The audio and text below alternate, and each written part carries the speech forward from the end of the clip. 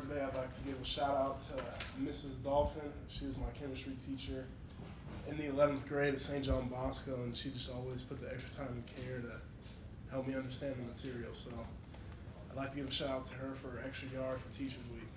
All right, thank you very much. Right, we'll open up the floor for questions. Fourth row left, Andy. Yeah, can you sort of talk about the physicality of this offensive line? It seems like you guys and the coaches have talked about how you're blowing people off the ball in these first few games.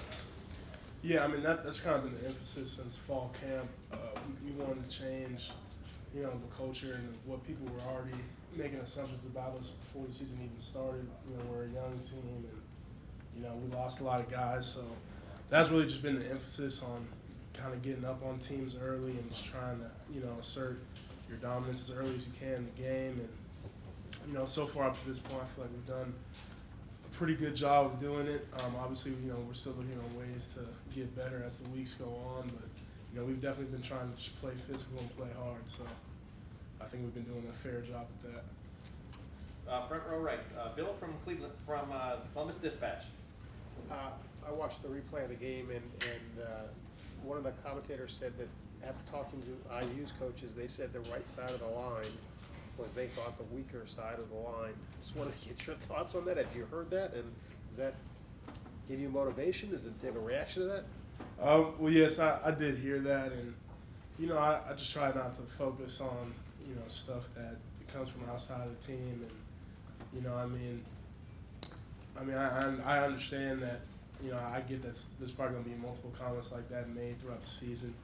If you look at it, Bowen, he did start for a season, but he also got hurt and he was out, and then for me, I don't really have that many game reps, so I can see how teams can say that, and I just try not to pay attention to it and just play the game of football and let my game say otherwise.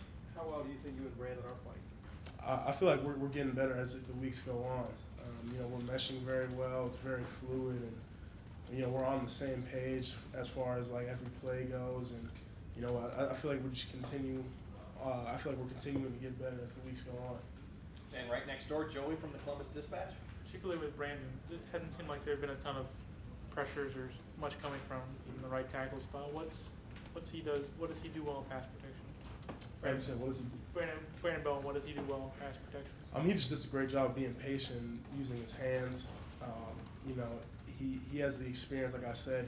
It's not his first time going through, and he started and already showed that he belongs to be a starter. So each day in practice, he just takes a huge emphasis, especially going one-on-ones, working on his craft, and just continue to get better. And it shows as the games go on, with stuff like that, with no pressures and stuff like that.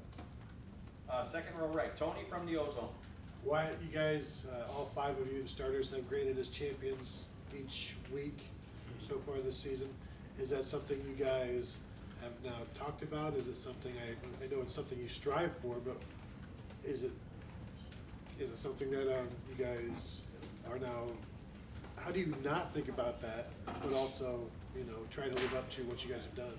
We definitely obviously celebrate the wins and stuff like that, and kind of grading out, like all of us grading out champions. It's kind of been a cool thing with these past couple games going on, but we obviously, it's exciting, but we put that back, and then we just focus on the mistakes that we made in those games that we could improve further on. So, it's more so cool just to think about, like, we're all executing at a high level, and that if we continue on this path, we could be something really special. So, we kind of just try to keep it grounded for the most part and just focus, on the next game and how we can get better for it. Is there what happens if, say, you are the one who doesn't and the other four do? Is there a desire to avoid that? You don't want to be that one guy.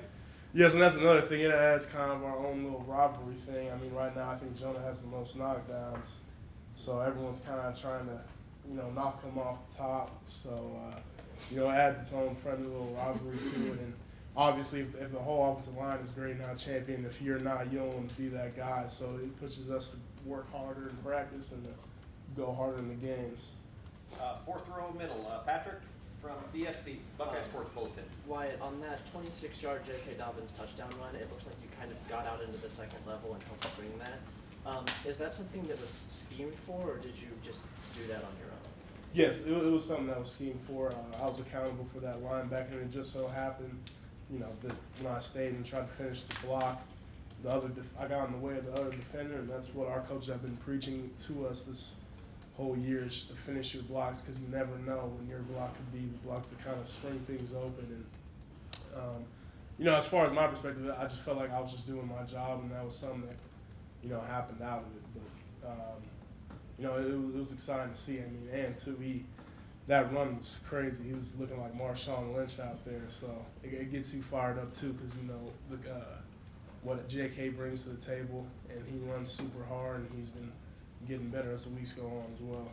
I saw that Michael Jordan actually gave you a shout out. The center or the Cincinnati lineman gave you a shout out for that play. How does that feel to get recognition from a guy who was here, doing that? It feels really good, especially coming from Mike Jordan, because when I came in this program, that was a guy that took me under his wing, and I looked up to. So the fact that they're still tuning in and watching us, it means a lot, and it kind of tells you how special an opportunity that we have to play the game, because he constantly tells me how much, and he's at the highest level, and he tells me how much he misses playing back here, and the kind of the brotherhood of that we have, and the tradition of the games and stuff like that.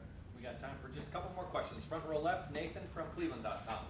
The offensive line is graded out as champions, as we were just saying, but coming out of that first game, Coach Day was like, well, I didn't really feel like all the fits were there. Did you take Sunday or Saturday's game, the big breakout that JK has, as any indication that those things were lining up better? Did you guys come out of that thinking, we helped make that happen? As far offensive line, as a unit, yeah. as far as that run, you're saying Just the whole game, for him to have that kind of production, him and Master, I guess, both. Mhm. Yeah, I mean, no, it's definitely a sign that we're doing our job, and just even the smallest little crease that we give those guys, they can turn into something huge. So, and you were just talking about as far as the execution. Just what has gotten better from week 1 to week 3? Even though you guys are grading as champions the whole time, how have you developed over these 3 I would say finishing blocks has gotten a lot better. We've been working, and that's been the emphasis for us, is because from that first game there was a couple times where maybe if we would have held that block a little bit longer, the play could have broke out to be a huge play. So definitely that's been the focus, has just been holding our blocks longer and just finishing until the whistle. So I feel like in the Indiana game we did a good job of doing that, and that's why you were able to see some of those huge breakout runs from JK and Master T. And final question, Lori, did you have a question? I'm sorry. Yeah, I mean, Lori I from think WTVN. this is important. Like, when did pancakes become knockdowns, and why can't we bring back pancakes? I'm actually not too sure about that one. I miss pancakes too, but we still call it pancakes. But I just think that actually is a really good question. I'm not sure why. How many does Jonah have, in all seriousness? Like, how far away are you? I think I'm close, but I think he still is kind of in the lead. I think he has like 4 more than me, 4 or 5. I'm actually not too sure actually. I'm with you on this one. Yeah, on the pancakes, definitely need to bring that back. All right, thank you very much. Thank